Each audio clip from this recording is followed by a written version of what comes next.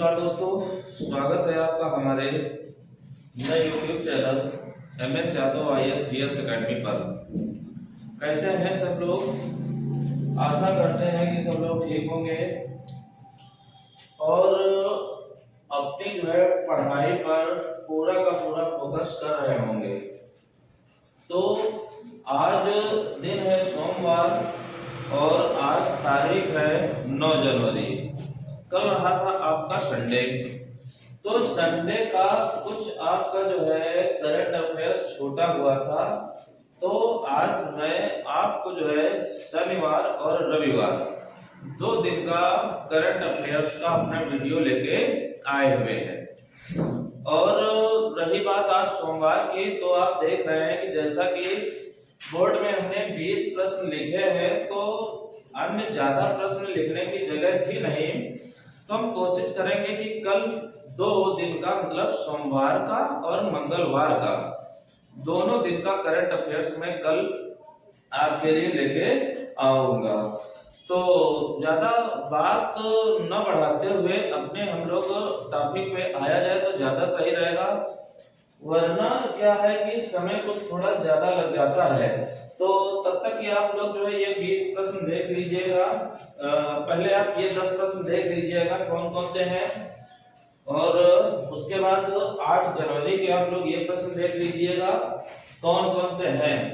हो सकता है कि इन प्रश्नों में से आपने कई प्रश्नों को पेपर में या ऑनलाइन या अन्य कहीं रूप से जो है देखा होगा, लेकिन जो भी आपने नहीं देखे हैं या नहीं पढ़े हैं उन पे जो है हम लोग बात करने वाले हैं। बहरहाल आइए 2023 के करंट अफेयर्स के साथ जुड़ते हैं हम लोग 7 और 8 जनवरी 2023 के लिए। हो सकता है कि ऊपर का बोर्ड थोड़ा सा चमक रहा हो क्योंकि लाइट वगैरह थोड़ा सा ज्यादा है और ये थोड़ा सा चमकता है, तो उससे कोई लेना देना नहीं। बहरहाल आपको ये जो है हमारे प्रश्न बिल्कुल दिखने चाहिए साफ साफ, और जैसा कि मैं सोच पा रहा हूँ कि ये प्रश्न आप लोगों को दिख जरूर रहे होंगे। तो आइए एक एक प्रश्न को हम लोग धीरे धीरे समझते चलते हैं। ज्यादा जो है बड़ा वीडियो ये भी नहीं करेंगे, थोड़ा सा कम हमारा टाइम इसमें रहेगा। मैं कोशिश करूंगा कि करंट अफेयर्स का मुद्दा जो है ज्यादा बड़ा ना किया जाए, छोटे छोटे जो है वीडियो ही रखे जाए तो ज्यादा सही रहेगा। तो आइए पहला हमारा प्रश्न है यहाँ पर, राष्ट्रीय महिला शतरंज जीता गया है किसके द्वारा? दिव्या देशमुख के द्वारा। किसके द्वारा जीता गया है? दिव्या देशमुख के द्वारा जीता गया राष्ट्रीय महिला शतरंज। एक हमारे यहाँ पर राष्ट्रीय स्तर पर शतरंज कह लीजिए तो ठीक है, या चेस कह लीजिए तो ठीक है। इसका राष्ट्रीय लेवल का हमारा खेल हुआ है, इसमें दिव्या देशमुख ने जीत दिया हुआ है कौन सा? राष्ट्रीय महिला शतरंज चैंपियनशिप। पहला क्वेश्चन हमारा यहाँ पे बनेगा कि दिव्या देशमुख किस खेल से संबंधित है? तो शतरंज से संबंधित है। दिव्या देशमुख ने कौन सा चैंपियन जीता है? तो राष्ट्रीय महिला शतरंज चैंपियनशिप जीता है। दूसरा क्वेश्चन हमारा ये हो गया। पूछेगा ये किस नंबर का था? तो ध्यान रखिएगा ये जो है 48 नंबर का था। कितने नंबर का? 48। चेस अगर आया हुआ है तो आप तो कुछ नॉर्मल सी बातें आपको पता होना चाहिए चेस से। जैसे कि पहला आपको पता होना चाहिए कि चेस दिवस कब होता है। तो ध्यान रखिएगा हमारा जो 20 जुलाई होता है वो चेस दिवस के रूप में मनाया जाता है। चेस की सबसे बड़ी संस्था हमारी होती है फिडे, या जिसको हम लोग कहते हैं फाइव, जो हमारी बनती 1924 में है। तो ये आज का हमारा जो है पहला प्रश्न था। उसके बाद दूसरा प्रश्न हमारा है, सर्वश्रेष्ठ पुलिस का पुरस्कार मिला हुआ जवाहरलाल नागपुर को। ध्यान रखिएगा ऐसे पुलिस स्टेशन यानी थाने, जिस पुलिस जहां पर होते हैं उनको हम लोग क्या कहते हैं? थाना। तो ये 2 थाने जवाहरलाल नागपुर, इनको जो है सर्वश्रेष्ठ पुलिस पुरस्कार मिला हुआ है। और ये दोनों थाने आप पता लगा सकते हैं, नागपुर से पता चल रहा होगा ये कहाँ के हैं? महाराष्ट्र के हैं। तो इन 2 थानों को सर्वश्रेष्ठ पुलिस पुरस्कार दिया गया है, भारत के अंदर इनको दिया गया है। तो कौन कौन से हमारे हैं? जालना है और नागपुर है। कुछ बातें हम लोग 1-2 बातें महाराष्ट्र पे और 1-2 बातें पुलिस के बारे में करेंगे। जैसे अभी एक हमको यहाँ पर जेल मिली हुई थी, कहाँ की, फर्रुखाबाद की, जिसको यहाँ पर FSSAI के द्वारा फूड ईट राइट स्टेशन का दर्जा दिया गया था। पहली बात हो गई पुलिस के बारे में। दूसरी बात, अगर भारत में पुलिस का जनक किसी को कहा जाता है तो लॉर्ड कॉर्नवालिस को कहा जाता है। दूसरी बात, अगर हम महाराष्ट्र में चले गए तो महाराष्ट्र की पहली राजधानी हमारी है मुंबई और दूसरी राजधानी है नागपुर। और नागपुर में आपको doctor Bhimrao Ambedkar international airport देखने को मिलेगा। उसके साथ साथ में यहीं पे आपको जो है नीडी का हेडक्वार्टर भी देखने को कहाँ पे मिलता है, नागपुर में ही देखने को मिलता है। तो ये प्रश्न एक प्रकार से कह सकते हैं कि बिना आपको कॉपी किताब खोले ही यहाँ पे मिल जा रहे हैं, तो आप लोग इनका थोड़ा सा रिवीजन कर लीजिएगा। उसके बाद है तीसरा, नेशनल जीनोम एडिटिंग सेंटर को खोला गया है। कहाँ पर खोला गया है? तो यार ये मोहाली में खोला गया है, national genome editing training centre. कुछ बातें हमको करनी है संबंधित जीन से। याद रखिएगा, जो जीन होता है हमारा, डीएनए की इकाई होती है, क्या होती है? जीन होती है। ध्यान रखना है आपको यहाँ पर हरगोविंद खुराना का नाम। सबसे पहले हरगोविंद खुराना ने ही जीन का एडिटिंग किया था, यानी जो जीन के हमारे कोड होते हैं उनको तोड़कर नया जीन बनाया हुआ था। तो बस उसी को और आगे बढ़ाने के लिए हमारे जो विज्ञान और प्रौद्योगिकी मंत्री हैं, जिनका नाम है जितेंद्र, इस सेंटर का उद्घाटन किया गया है। कहाँ पर? मोहाली में। मोहाली जगह आपको मिलेगी कहाँ पर? तो भाई पंजाब में देखने को मोहाली मिलती है। कहाँ पर? पंजाब में। तो ये एडिटिंग सेंटर हमारा बनाया गया है कहाँ पर? पंजाब में। इसके द्वारा होगा क्या? जीन के अदलने बदलने से हमारे उच्च उत्पादकता वाले जंतुओं का विकास होगा, जिससे हमारी जो है श्वेत क्रांति और तेज से काम करना चालू करेगी। अगर बात यहाँ पे आनुवंशिकी आई है, यानी जेनेटिक्स की बात आई है, ध्यान रखना, जेनेटिक्स के पिता ग्रेगर जॉन मेंडल को कहा जाता है, जो हमको मिलेंगे कहाँ के? ऑस्ट्रिया के थे। ध्यान रखना, उनको जो क्या कहते हैं? आनुवंशिकी का जनक कहते हैं। और ये भी ध्यान रखना, मेंडल ने मटर के पौधे पर अपने प्रयोग किए हुए थे। तो ये बात हमको यहाँ से ध्यान रखनी है। उसके बाद है पोखरा क्षेत्रीय हवाई अड्डा, कहाँ पे है? नेपाल में है।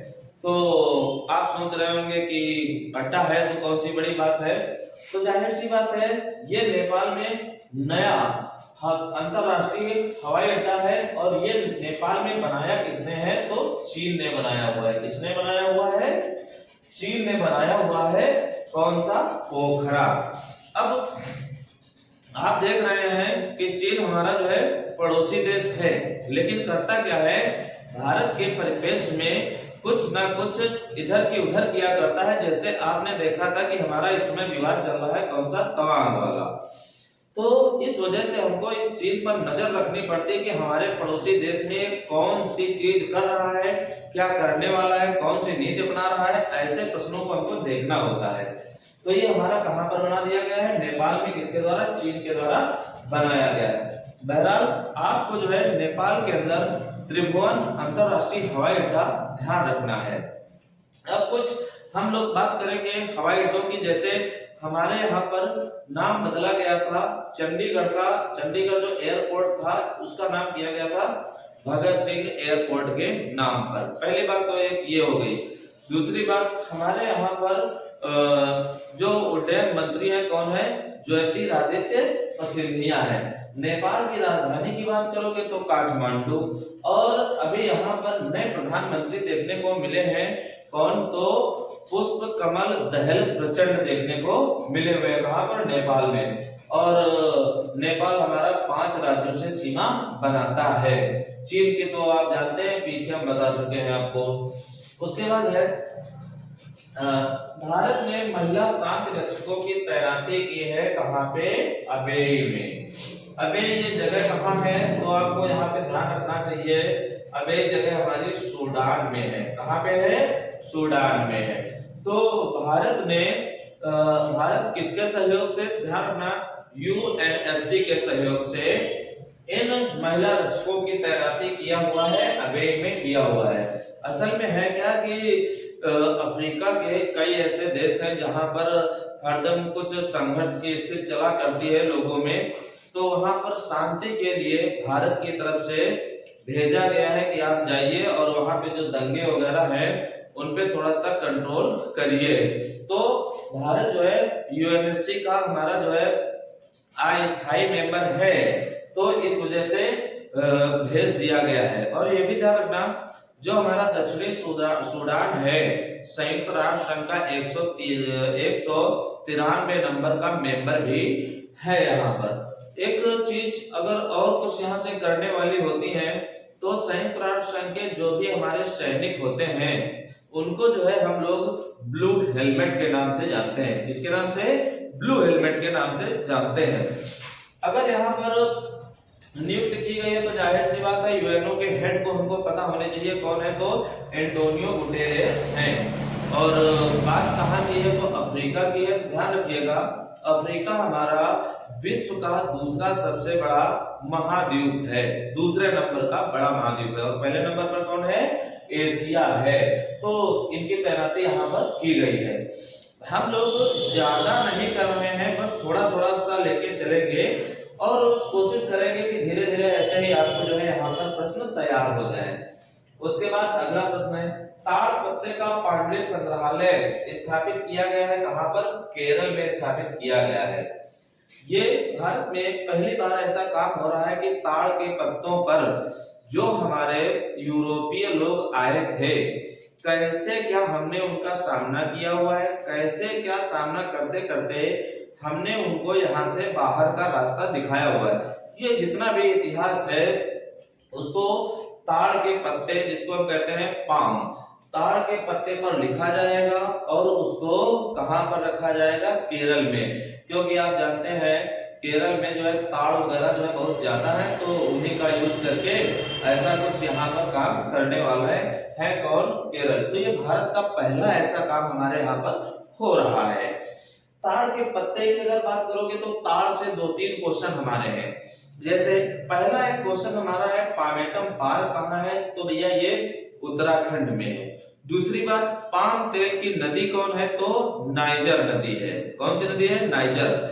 और ध्यान रखना हम लोग मलेशिया और इंडोनेशिया से पाम तेल का आयात करते हैं, क्योंकि होता क्या है कि इस तेल से विविध प्रकार के हमारे जो है व्यंजन वगैरह बनते हैं। तो ऐसा काम कर दिया गया है कहां पर? केरल।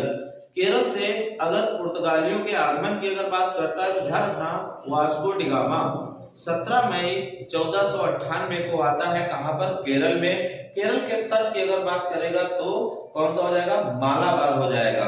ध्यान रखिएगा यहाँ के मुख्यमंत्री इस समय कौन है?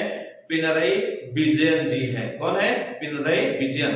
और केरल का स्थापना दिवस 1956 को हमारा केरल बनता है।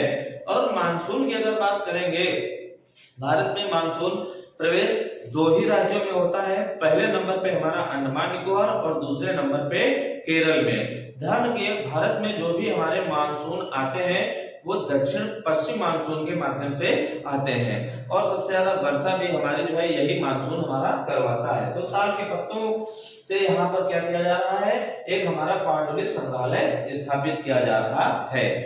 उसके बाद आर्कटेव, इंपॉर्टेंट क्वेश्चन है। आर्कटेव 2023 का उद्घाटन किया गया है कहां पर? तंजौर में।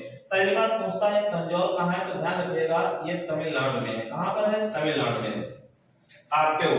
आर्कटेव का जो संबंध हमारा है ये पूर्वोत्तर राज्यों से। पूर्वोत्तर राज्य के अंतर्गत आप जानते हैं कि 8 राज्य आते हैं। जैसे हमारा कौन कौन से? अरुणाचल प्रदेश हो जाएगा, नागालैंड हो जाएगा, मणिपुर हो जाएगा, मेघालय हो जाएगा, त्रिपुरा हो जाएगा, मिजोरम हो जाएगा, असम हो जाएगा, सिक्किम हो जाएगा। ये सब हमारे क्या है? पूर्वोत्तर के राज्य हैं। आमतौर पर एक धारणा बनी रहती है कि ये थोड़ा सा अलग हमारे है, तो लोग मानते हैं कि ये भारत का जो है अंग नहीं है। तो ये जो आर्कटेव किया जा रहा है ये लोगों में यही बताने के लिए किया जा रहा है कि पूर्वोत्तर भी भारत का अंग है और आप लोग इनसे जो है जुड़े रहे। इसके लिए कहां पर किया गया? तंजौर में। तो हर साल इधर उधर जो है हमारा पता लगा कि आज तमिलनाडु में हुआ है, उसके बाद अगले साल केरल में होगा, उसके बाद अन्य राज्य में होगा, तो ये बताया जाएगा कि ये भी जो है हमारा क्या है, एक अभिन्न अंग है। तो ये कहाँ पे किया गया? तंजौर। तंजौर कहाँ पे है? तमिलनाडु में। ध्यान रखना, तंजौर का जो तंजौर जो जगह देख रहे हैं आप, ये किसी जमाने में चोल वंश की राजधानी हुआ करती थी, और तंजौर का जो वास्तुकार था वो हमारा कौन था? कुंजर मल्लन था। कौन था? कुंजर मल्लन। और यहीं पे तंजौर में ही आपको बृहदीश्वर मंदिर मिलेगा, जिसको बनाएंगे कौन? राजराज प्रथम। और राजराज थे कौन? तो चोल राजा थे। ये बात हमको भी यहाँ पर ध्यान रखना है। तमिलनाडु की अगर बात करोगे तो राजधानी इसकी देखने को मिलती है कौन सी? चेन्नई। और मुख्यमंत्री यहाँ पे हो जाएंगे कौन? तो एमके स्टालिन देखने को मिलेंगे। उसके बाद है भारत के 79वें ग्रैंड मास्टर प्रणेश एम बने।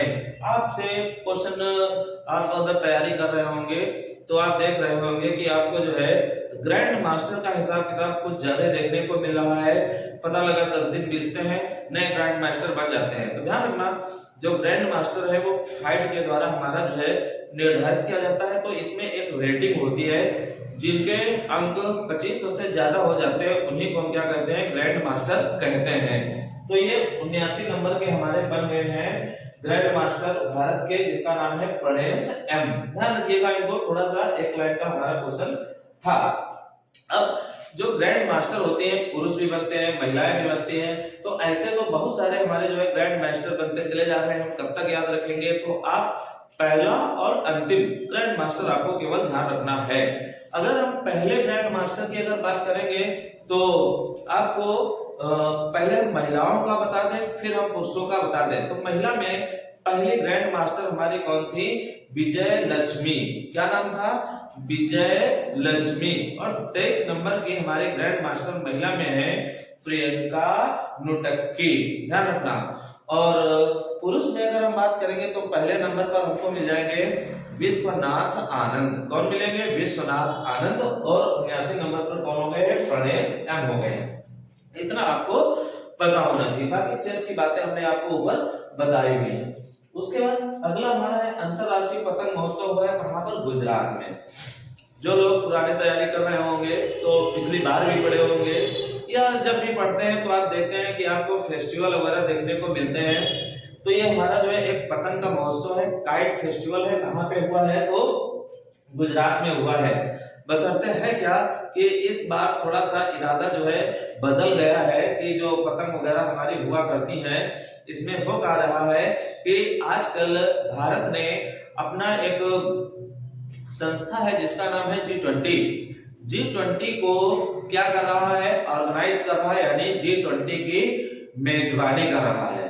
तो जो आजकल ये हमारी पतंग है उसका लोगो यहाँ पे रखा गया है G20। क्या रखा गया है? G20। यानी जो पतंग आपको यहाँ पे दिखेगी वो G20 अंदाज में ही देखने को मिलेगी। तो ये महोत्सव हो गया है कहां पर? गुजरात में हुआ है। उसके बाद अगला क्वेश्चन है मार्जिंग पोलो की प्रतिमा का अनावरण किया गया है कहां पे? मणिपुर में।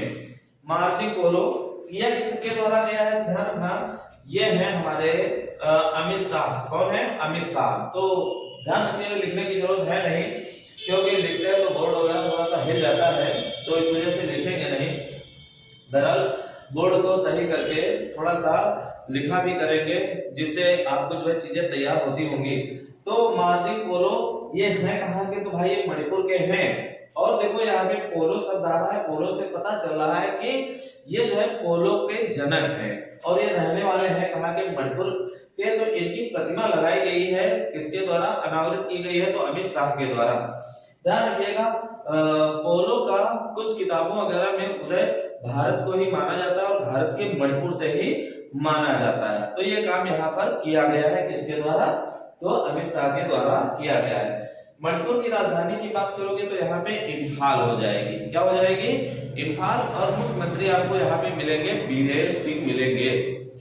तो ये हमारे जो है 7 जनवरी का करंट अफेयर्स का इतना सा मुद्दा हमारा हो गया है। अब हम लोग बात करते हैं 8 जनवरी, साफ साफ आप लोगों को दिख रहा होगा कि 8 जनवरी 2023 का करंट अफेयर्स हमारा क्या है। तो आइए बात करते हैं। पहली बात, एक हमारा आतंकी संगठन है जिसका नाम है टीआरएफ। टीआरएफ को क्या किया गया है, यहाँ पर आतंकवादी संगठन घोषित किया गया है। ध्यान रखिएगा, हमारे यहाँ पर किसी आतंकी संगठन को अगर आतंकी संगठन घोषित करता है तो कौन घोषित करता है, तो भाई गृह मंत्रालय करता है। आज हम लिखना कम चाहेंगे, आपको बताना थोड़ा सा ज्यादा चाहेंगे। तो गृह मंत्रालय करता है और गृह मंत्री कौन है, तो अमित शाह है। टीआरएफ होता क्या है, तो ये हमारा क्या होता है, द रेजिस्टेंस फ्रंट। क्या होता है, द रेजिस्टेंस फ्रंट। और ध्यान रखिए, द रेजिस्टेंस जो ये फ्रंट है ये लश्कर ए तैयबा का भाग है। और आप सोच रहे होंगे लश्कर ए तैयबा क्या है, तो ध्यान रखिएगा, लश्कर ए तैयबा पाकिस्तान का बहुत बड़ा आतंकी जो है हमारा संगठन है। उसी से ये निकल के हमारा बना हुआ था टीआरएफ। ये कर क्या रहा था कि भारत के परिप्रेक्ष्य में बहुत ज्यादा आतंक फैलाए हुए था, इस वजह से इसको अब संगठन घोषित कर दिया गया है कैसा, आतंकी। ध्यान रखिएगा, हमारा जो है आतंक से अगर संबंधित कुछ प्रश्न है तो हमको सबसे ज्यादा अगर आतंकवादी देश से दिक्कत है तो कौन है, पाकिस्तान है। बहरहाल कुछ ऐसे काम धाम हम लोग कर रहे हैं, कुछ ऐसे संस्थाओं के द्वारा किया जा रहा है कि आतंकवादी गतिविधियों को कम किया जा सके। जैसे एससीओ के द्वारा हमारा एक संस्था थी जिसका नाम था रेड्स, उसके बाद एफएटीएफ, तीसरी बात यूएनओ, ये सब काम यहाँ पर कर रहे हैं। तो ये हमारा प्रश्न था आज का, टीआरएफ को आतंकवादी संगठन घोषित किया गया है। उसके बाद ढाका साहित्य महोत्सव हुआ है कहाँ पर, दिल्ली में। बड़ी समझने वाली बात ये होती है कि ढाका साहित्य महोत्सव है और वो कहाँ पे रहा है, दिल्ली में। ध्यान रखना, बांग्लादेश हमारा जो है मित्र है और हम लोग जानते हैं कि मैत्री दिवस कब मनाते हैं, 6 दिसंबर को मनाते हैं। तो अब ढाका का जो साहित्य सम्मेलन है बस उसी मैत्री दिवस के उपलक्ष्य में ही हमारा कहाँ पे आयोजित किया जा रहा है, दिल्ली में। दिल्ली में एक हमारी जगह पड़ती है जिसको हम कहते हैं बंगाल अकादमी मैदान। क्या कहते हैं, बंगाल अकादमी मैदान। वहीं पे इसको जो है आयोजित किया जा रहा है। बहुत सारे बांग्लादेश के जो साहित्यकार लोग हैं वो भाग लेने यहाँ पे आ रहे हैं और भारत के द्वारा भी यहाँ पर कई सारे जो है हमारे साहित्यकार लोग यहाँ पर भाग लेंगे। अगर हम चलते हैं बांग्लादेश पे तो ध्यान रखना, बांग्लादेश का जो देश का दर्जा इसको मिलता है, कब मिलता है, 1971 में मिलता है। और बांग्ला दिवस अपना स्थापना दिवस 26 मार्च को मनाता है। और 2 दिवस आपके लिए, एक मैत्री दिवस 6 दिसंबर को और एक बांग्लादेश जो हमारा विजय दिवस मनाता है 16 दिसंबर को मनाता है। प्रधानमंत्री हमको बांग्लादेश की शेख हसीना देखने को मिलती है और ढाका यहाँ की क्या है, राजधानी है। और मुद्रा यहाँ पे हमको देखने को मिलती है कौन सी, टका। और ढाका में हेडक्वार्टर हमको देखने को मिलेगा कहाँ का, बिमस्टेक का देखने को मिलेगा। ये बिमस्टेक वही है जिसकी स्थापना होती है कब, 1997 में होती है। ध्यान रखना, बिमस्टेक में सदस्य देशों की संख्या हमारी कितनी है, तो 7 देखने को मिलती है। उसके बाद अगला क्वेश्चन है, वॉइस ऑफ ग्लोबल साउथ की मेजबानी भारत करेगा।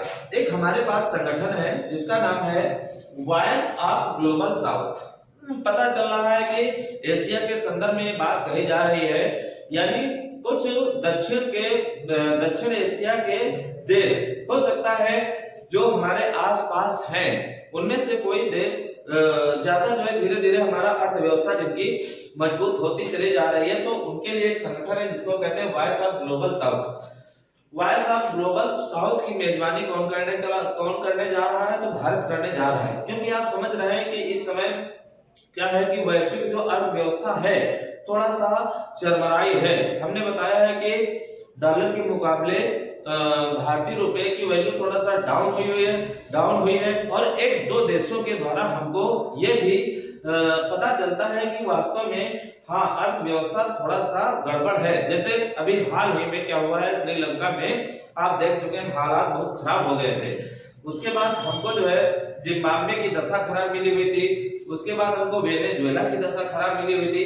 कई अफ्रीकी देश हमारे क्या है कि इस आपातकाल से जूझ रहे हैं। तो एशिया के देशों से ने मिलकर एक निर्णय लिया हुआ है कि हम लोग अपना वैश्विक लेवल पर एक पूरा का पूरा सम्मेलन करेंगे, जिसमें अध्यक्षता कौन करेगा? भारत करेगा। तो उसी का नाम यहाँ पे क्या है? Voice of global south. ध्यान रखिएगा, एशिया के संदर्भ में हमारा दक्षिण एशिया के देशों के लिए एक संस्था बनी हुई है जिसका नाम है क्या है? सार्क है। क्या नाम है? सार्क। ये सार्क वही है जिसकी स्थापना हमारी 1985 में होती है और हेडक्वार्टर हमको देखने को काठमांडू में मिलता है और काठमांडू हमारा नेपाल की राजधानी होती है। ध्यान रखिएगा, बिमस्टेक में अगर सदस्य देशों की संख्या 7 होती है तो सार्क में सदस्य देशों की संख्या 8 होती है। कितनी होती है?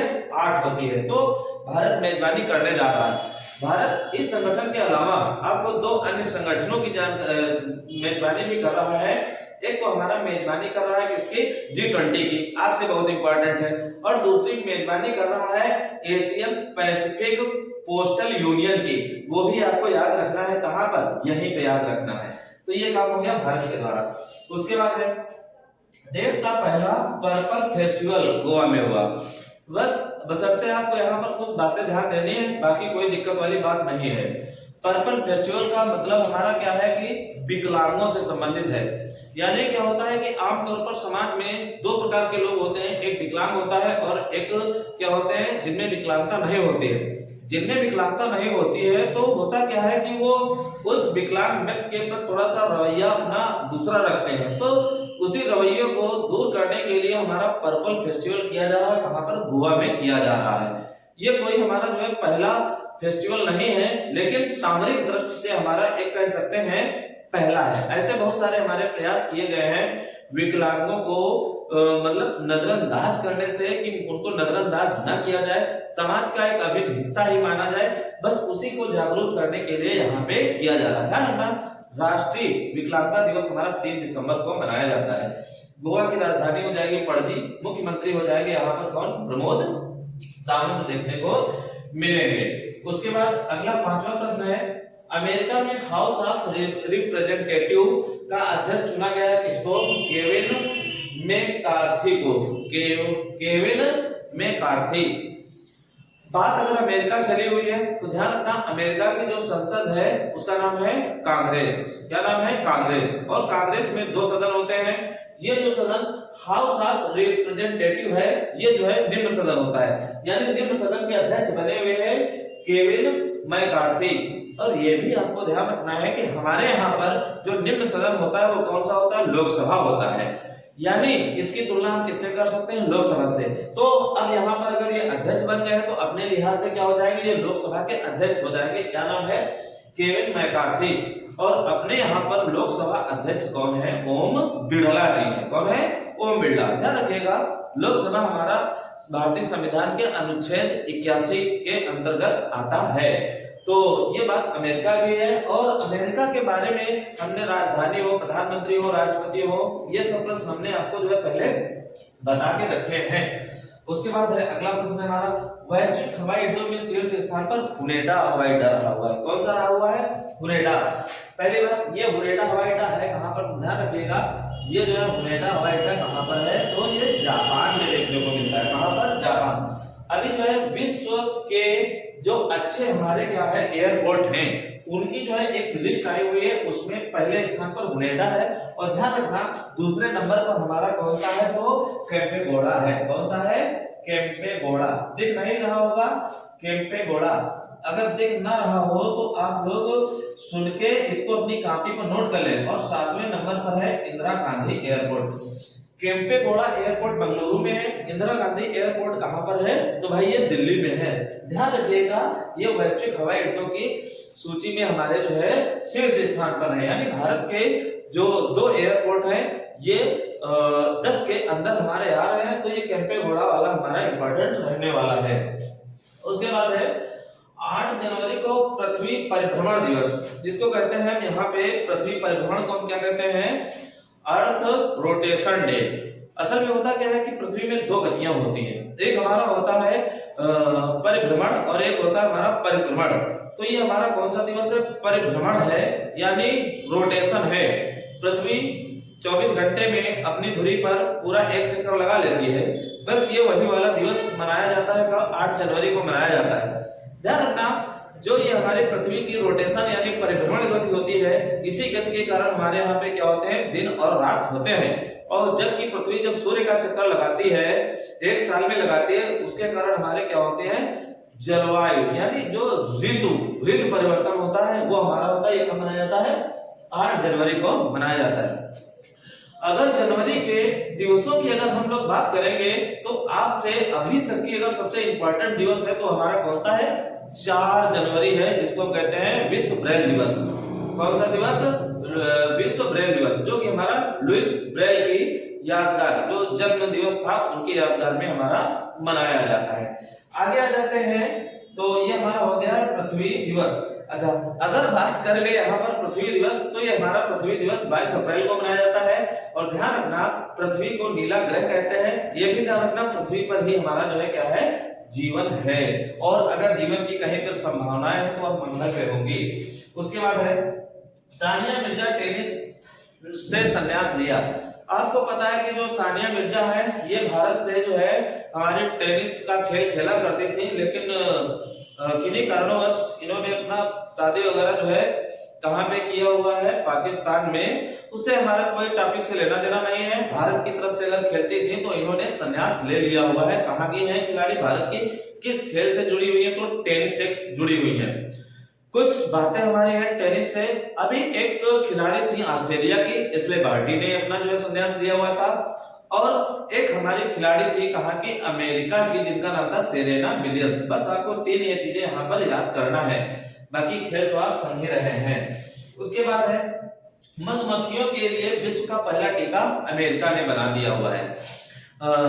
मधुमक्खियों के लिए पहला टीका, क्वेश्चन है हमारा कि मधुमक्खियों के लिए पहला टीका बनाने वाला देश कौन सा है, तो आप बताइए, अमेरिका है। असल में है कि कुछ बीमारी हमारी मधुमक्खियों से फैल रही है, बस उन्हीं के निजात के लिए टीका हमारा बनाया गया है। कहां पर, अमेरिका में। यानी मधुमक्खियां अगर हमको काटती है तो बीमारी फैल जाती है, तो उसी से संबंधित हमारा टीका है।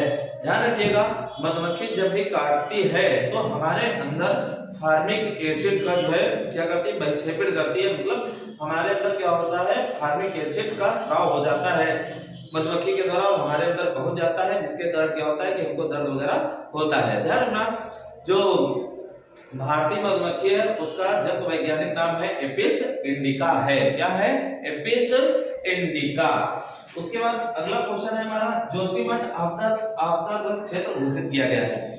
आपको पता होगा इस समय उत्तराखंड में थोड़ा सा दशा क्या कह सकते हैं, प्राकृतिक जो हमारी घटना है घट रही है, उसमें क्या हो रहा है, भूस्खलन हो रहा है।